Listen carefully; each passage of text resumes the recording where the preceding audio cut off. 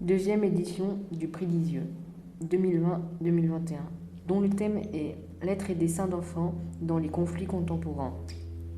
Notre classe s'est d'abord intéressée aux dessins et lettres réalisés par les enfants d'Isieux, que l'on peut observer dans l'ancien réfectoire, et que nous avons eu la chance de visiter en octobre 2020.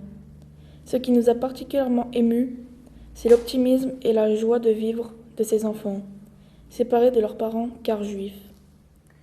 Aussi, nous allons vous faire découvrir des lettres et des dessins du petit Georgie, qui décrit avec beaucoup de poésie sa vie dans la colonie d'Isieux. Chère maman, je suis bien arrivé à Isieux. Je regrette que je ne suis pas resté chez toi encore quelques jours. Et je m'amuse bien. Et je suis en bonne santé. La guerre sera bientôt finie. Je viendrai chez toi et on ira à Vienne. Et on sera réunis. Grand-mère sera plus toute seule. Il fait très chaud à Isieux. J'ai pas fait très long voyage. On est venu m'attendre à Belley. Es-tu en bonne santé? Je t'embrasse de tout mon cœur, Georgie. Lettre de Georges Alperne. C'est une lettre écrite par un certain Georgie. Il s'agit de Georges Alperne, surnommé Georgie, qui est l'un des 44 enfants raflés à Isieux le 6 avril 1944. Bien qu'on n'ait pas la date d'énonciation, on peut en déduire qu'il a rédigé cette lettre à sa mère à son arrivée à Isieux au printemps 1943. Il dit qu'il regrette de n'être pas resté avec sa mère, car celle-ci est hospitalisée non loin d'Isieux au sanatorium de Haute-Rive. Nous apprenons également que sa grand-mère vit à Vienne, la capitale de l'Autriche, que Georgie et ses parents ont dû quitter au moment de l'annexion de l'Autriche par Hitler. Il est sûr que la Deuxième Guerre mondiale sera bientôt finie et qu'ils se retrouveront tous chez sa grand-mère à Vienne en Autriche. Il y a des grandes montagnes. Le village est très joli. Il y a beaucoup de fleurs et des arbres. Il y a beaucoup de fermes. On va deux fois se promener à Brigny et Cardon. La maison est très belle. On va chercher des murs noirs et blanches et rouges. Je t'embrasse de tout mon cœur, Georgie. La lettre que nous venons d'entendre est publiée dans l'ouvrage rédigé par Serge Klersfeld, intitulé Georgie, un des 44 enfants de la maison d'Isieux. En effet, Georgie est sans doute l'un des enfants qui a le plus écrit à ses parents pour décrire son quotidien à Isieux, car contrairement aux autres enfants, il avait encore ses deux parents. Cette première de couverture se compose de plusieurs éléments, un titre et un sous-titre. Georgie, un des 44 enfants de la maison d'Isieux.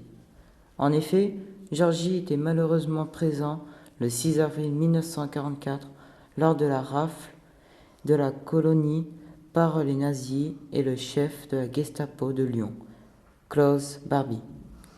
Une photographie de Georgie sous laquelle on peut voir sa signature, Georgie Alperne. L'auteur de l'ouvrage, Maître Serge Klersfeld, un avocat historien, chasseur de nazis, qui va mener des recherches qui aboutiront à l'arrestation de Klaus Barbie. Il a publié cet ouvrage au nom des fils et filles déportés juifs français. En effet, il s'est particulièrement identifié à Georgie, car ils sont nés la même année, en 1935. Et tous les deux sont des enfants juifs qui ont connu l'antisémitisme du régime de Vichy et des nazis. Pour finir, il y aura un dessin de Georgie commenté par mon camarade Marco.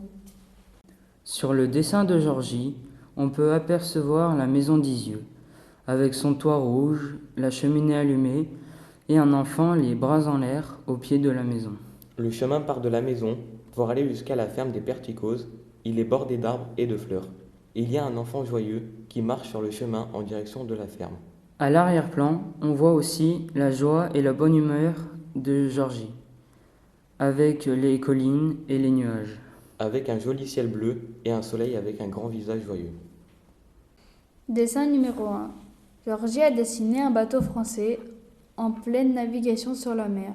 Il représente un paquebot avec des hublots sur lequel il y a des réfugiés qui quittent l'Europe. Puis on voit une auréole qui encercle le bateau de couleur du drapeau français pour protéger le bateau. Dessin numéro 2. Georgie a dessiné un bateau français naviguant sur la mer agitée. Ce bateau représente un voilier qui arrive à destination avec son auréole de la couleur du drapeau français qui protège le bateau. Dessin numéro 3. Georgie a dessiné un autre bateau français en fin de navigation sur la mer. Il représente la victoire des Français à la guerre et des réfugiés qui rentrent enfin en France. À l'arrière-plan, nous pouvons apercevoir un camp de concentration, fermé avec des barbelés et une énorme porte. Au premier plan, nous voyons un chemin sur lequel circulent des personnes encadrées, d'hommes armés et de chiens. On remarque que les individus qui retournent vers le camp transportent sur des civières d'autres individus, couchés, blessés ou morts. Ce dessin que nous avons repéré sur le site EVE, Enfance, Violence, Exil, correspond à un dessin réalisé par une fille juive qui se nomme Ursula Wrezniak pendant sa détention dans le camp ghetto de Theresienstadt durant la Seconde Guerre mondiale. Cette fille a dessiné ce dessin pour pouvoir décrire sa vie pendant la guerre dans le camp de concentration de Theresienstadt où les détenus sortaient du camp pour travailler dans les commandos à l'extérieur. Ce dessin particulièrement émouvant nous indique que les déportés étaient obligés de ramener les morts de la journée. À l'écran, vous pouvez voir un dessin de Manuel Pérez. C'est un garçon de 12 ans. Il a dessiné une scène de bombardement qu'il a vécue durant la guerre d'Espagne. La guerre d'Espagne, une guerre civile qui opposa les camps républicains aux nationalistes, est menée par le général Franco de 1936 à 1939. Durant cette guerre, on utilise massivement les bombardements sur les villes et les villages, comme l'illustre la célèbre peinture Guernica de Picasso. En effet, le jeune Manuel, dans son terrible dessin, décrit une scène de bombardement où sa maison est coupée en deux par des bombes. On voit la maman tomber à cause des bombardements. Son père est au sol, il est mort. Manuel est à l'étage, il crie à l'aide. À cause d'avions bombardiers suivis d'avions chasseurs. Manuel a donné un titre à son dessin. Ici est passé le fascisme. Pour conclure, la collection d'Alfred Brunner sur le site Enfance, Violence et Exil aborde également des dessins d'enfants fuyant la guerre du Vietnam. On aperçoit un paquebot sur l'eau. Ce dessin a été réalisé par Win Ngoc Trong en 1964, le paquebot transportant des Vietnamiens fuyant la guerre. On voit aussi une barque qui transporte des humains minuscules à deux pattes, sur une échelle qui monte dans le bateau. On remarque des commandants français qu'ils n'ont pas de bras pour accueillir. Les Vietnamiens survivants de la barque montent par l'échelle fragile sans aucun attribut, qui font l'être humain. C'est une sorte de sauvetage, mais surtout une impression de chargement de bêtes. Pour conclure notre travail sur les lettres et dessins d'enfants dans les conflits contemporains, nous allons revenir sur la période de la Seconde Guerre mondiale et vous présenter 3 dessins de Thomas Guévé, un enfant survivant de la Shoah. Thomas a été arrêté avec sa mère à Berlin en juin 1943 et déporté à Auschwitz. Il avait 13 ans. Miraculeusement jugé apte au travail, malgré son jeune âge, il est affecté dans différents commandos, dont celui des maçons. Il survit ainsi près de 1 an et demi. À l'approche des soviétiques, les nazis abandonnent le camp d'Auschwitz le 10 janvier 1945. Thomas Guévé et les détenus jugés encore aptes entament dans un froid glacial les terribles marches de la mort, jusqu'au camp de Gross-Rosen, puis dans les wagons de marchandises à ciel ouvert. Ils sont dirigés vers le camp de Buchenwald. À la libération de ce camp de concentration, le 11 avril 1945, Thomas avait 15 ans. Il veut témoigner, mais les mots ne sortent pas. Trop faible pour être évacué tout de suite vers une maison de repos en Suisse, il reste pendant 1 mois à l'infirmerie du camp. Parvenant à se procurer du papier et des minuscules crayons, il réalise au dos d'un bloc de formulaire SS comportant des feuilles de 10 x 15 cm, 79 dessins sur sa vie d'enfant déporté. On observe le premier dessin de Thomas Guévé. on voit l'entrée du camp d'extermination d'Auschwitz-Birkenau.